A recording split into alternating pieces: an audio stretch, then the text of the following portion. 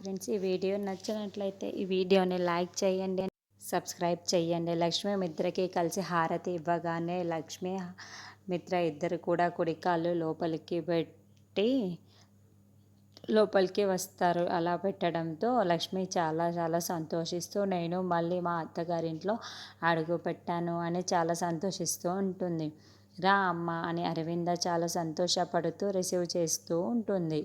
వెంటనే లక్కీ పైనుండి మెట్లు దిగి లక్ష్మి దగ్గరికి వస్తూ ఉంటుంది.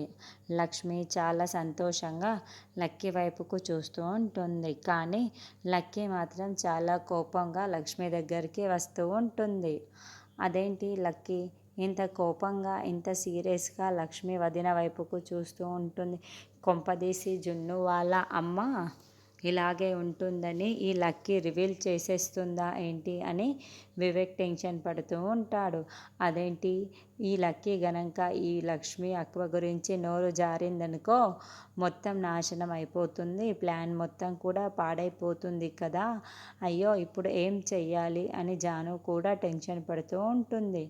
వెంటనే లక్కీ లక్ష్మి దగ్గరికి వచ్చి, మీరు నన్ను ఎప్పుడు చూడలేరు కదా, ఇంతకుముందు ఎప్పుడో నన్ను కలవలేరా, మాట్లాడలేరా అని ప్రశ్నిస్తూ ఉంటుంది.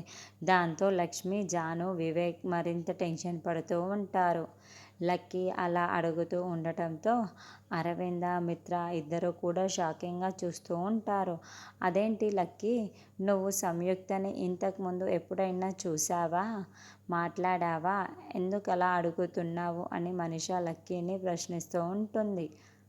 నీకు తిను ఇంతకు ముందే తెలుసా, అందుకేనా నువ్వు ఇలా అడుగుతున్నావు, తెలిస్తే ఎక్కడ చూసావు, ఎక్కడ మాట్లాడావు చెప్పు లక్కీ చెప్పు అని మనిషి అడుగుతూ ఉంటుంది. మరి ఇప్పుడు లక్కీని ఇలా కవర్ చేస్తారు అన్నది లక్ష్మి ఎలా తప్పించుకుంటున్నదే రానున్న ఎపిసోడ్లో చూద్దాం.